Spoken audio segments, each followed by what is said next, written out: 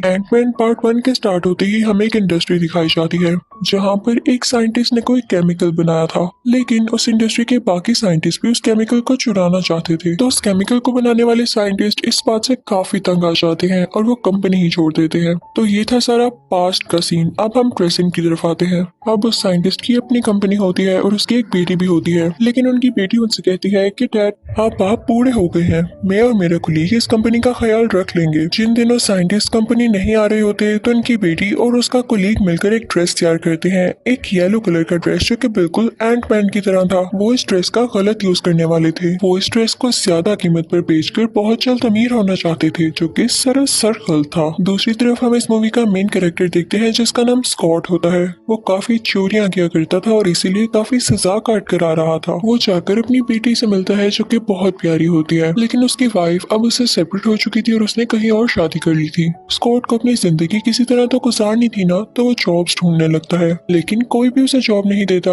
कि तुम्हारा तो क्रिमिनल रिकॉर्ड है। वो काफी परेशान हो जाता है और अपने दोस्त से मिलने चाहता है। उसका दोस्त कहता है कि तुमने तो पूरी कोशिश कर ली ना जॉब्स ढूंढने की, अब इसमें तुम्हारी तो कोई गलती नहीं कि कोई तुम्हें जॉब नहीं दे रहा। तुम अच्छे से जानती हो कि चोरी कैसे करनी है, तो तुम दोबारा से चोरियां ही शुरू कर दो। तो स्कॉट कहता है कि हाँ यार, जिंदा रहने के लिए अब ये करना तो पड़ेगा। स्कॉट का दोस्त उसे घर के बारे में बताता है कि यहाँ पर एक ऐसी चीज है जिसे पाकर तुम बहुत अमीर हो जाओगे। स्कॉट काफी एक्साइटेड था। वो उस घर में जाता है। वो वहाँ का लॉकर तोड़ता है तो देखता है कि ना तो वहाँ पर कोई पैसे हैं और ना कोई जेम। वहाँ पर एक सूट था, एंट मैन सूट। वो अपने दोस्त से कहता है कि ये क्या बेकार चीज है, मुझे लगा था कि यहाँ पे कोई कीमती चीज होगी। और इतनी ही देर में वहाँ पर पुलिस भी आ जाती है। उसे फिर से अरेस्ट कर लिया जाता है और एक जेल में लेकर आया जाता है, जहाँ पर उसे उसी केमिकल को बनाने वाला साइंटिस्ट मिलता है। वो उससे कहता है कि कोई बात नहीं, डरो मत, ये मेरा प्लान था कि तुम उस ड्रेस तक पहुंचो और उसे ट्राई करो, क्योंकि मैं ये जानना चाहता था कि तुम उस ड्रेस के लिए सूटेबल हो या नहीं।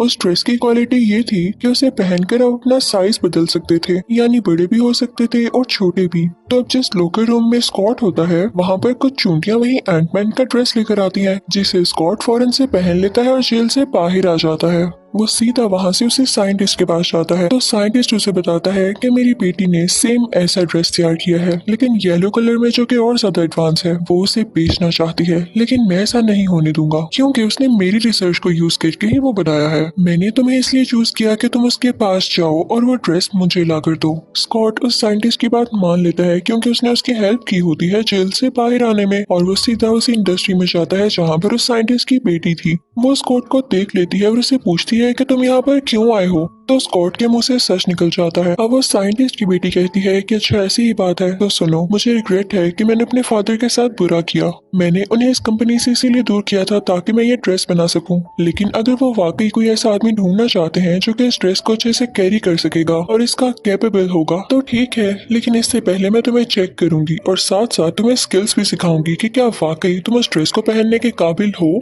तो स्कॉट भी मान जाता है और उससे स्किल सीखने लगता है कि उस सूट को कैसे यूज करना है। साइंटिस्ट की बेटी को अपने फादर के लिए बुरा लग रहा होता है, तो वो अपने फादर से मिलने जाती है और कहती है कि मैं हमेशा यही सोचती रही कि आपकी और मामा की सेपरेशन हो चुकी है और आपके लिए सब कुछ वही केमिकल था। तो आज मैं आपको चांस देती हूँ, मुझे बताएं मामा कहाँ है। तो वो साइंटिस्ट बताता है कि बेटा, तुम्हारी माँ के लिए भी मैंने एक सूट बनाया था और उसको वेस्ट कहा जाता था। वो उड़ भी सकती थी, लेकिन एक बार हम एक मिशन पर थे तो उसने अपनी जान बचाने के लिए खुद का साइज बहुत छोटा कर लिया था, लेकिन वो कहीं खो गई, किसी ऐसी जगह पर जहाँ से वो बाहर कभी भी नहीं आ सकती। क्योंकि इस ड्रेस का एक रूल है, इसकी एक लिमिट होती है, उस लिमिट से ज्यादा आप अपना साइज छोटा नहीं कर सकते। लेकिन तुम्हारी माँ ने ऐसा कर दिया। मैं आज भी उसे बहुत मिस करता हूँ। यहाँ पर इन दोनों की बातें स्कॉट भी सुन रहा होता है। वो साइंटिस्ट की तरफ बढ़ता है और कहता है कि आपने मुझे इस बारे में कभी नहीं बताया। तो वो साइंटिस्ट स्कॉट से कहते हैं कि मैंने अभी तुम्हें सूट दिया ही कब। ये बात तुम भी अपने माइंड में रखो कि कभी भी अपना साइज इतना छोटा मत कर लेना, वरना तुम खो जाओगे। साइंटिस्ट स्कॉट को बताते हैं कि वो टाइम आ चुका है जब मैं तुम्हें तुम्हारे पहले आऊं, क्योंकि तुमने सीख लिया है एंटमैन सूट को कैसे कंट्रोल करना है। वो उसे कहते हैं कि जिस इंडस्ट्री को मैंने सालों पहले छोड़ा, तुम्हें वहां पर जाना है और मेरे लिए एक सीक्रेट डिवाइस को लाना है। तो स्कॉट कहता है कि आप फिक्र ही ना करें। स्कॉट उस इंडस्ट्री की तरफ चल पड़ता है। स्कॉट ने वही रेड और ब्लैक एंटमैन सूट पहना हुआ था, क्योंकि साइंटिस्ट की बेटी के उस कोलीग ने इन लोगों को धोखा दिया और उस इंडस्ट्री के साइंटिस्ट के साथ मिल गया जिस इंडस्ट्री को साइंटिस्ट ने छोड़ा था। स्कॉट उस जगह से वो सीक्रेट डिवाइस ले लेता है और तभी उसे पता चलता है कि उस लड़की का कोलीग भी वहाँ पर है, यानी साइंटिस्ट की बेटी का कोलीग, जो कि येलो एंड पेन सूट पर कुछ एक्सपेरिमेंट्स कर रहा है और इवन उसने उसे बेचने के लिए एक मीटिंग भी अरेंज कर ली है। अब वो आदमी यह सूट उस मीटिंग में प्रेजेंट करने ही वाला था कि तभी एंट मैन अपनी बाकी छोटी छोटी चूंटियों की फौज के साथ वहाँ पर पहुंच जाता है। वो वहाँ के सारे सिस्टम को क्रैश कर देता है और उसी जगह पहुंच जाता है जहाँ पर वो येलो एंट मैन सूट था। स्कॉट जो कि अब एंट मैन था वहाँ पहुंच चुका था। वो स्ट्रेस वाला ही था कि तभी वहाँ पर वो कोलीग आ जाता है और उससे कहता है कि मैं जानता था तुम लोग यहाँ पर जरूर आओगे।